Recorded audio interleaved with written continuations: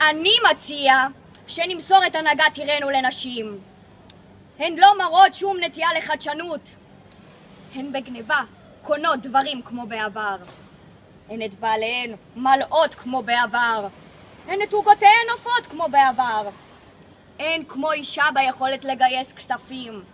אישה שלטת אי אפשר לרמות, כי הנשים מיומנות בהונאה. אשרו זאת כחוק ומובטחים לכם חיים מאושרים. ואם ינסו לדפוק אותך? לא הראתה, הן התנסיתי בהמון דפיקות. לנשים יש תפקיד מאוד מאוד חשוב בחברה.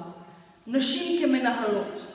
הן נשים קשובות יותר, חכמות יותר, מקבלות יותר, אבל אם תהיה לך חריגה בחשבון, היא תזיין אותך כמו גבר.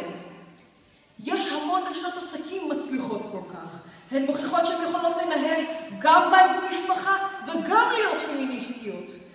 על ידי זה שהן מחזיקות אישה טיפה לפחות פמיניסטית שתגדל להם את הילדים. לאישה חשוב מאוד השלום בית, חברים. יש את השיר הזה, אישה בונה, אישה הורסת. למה?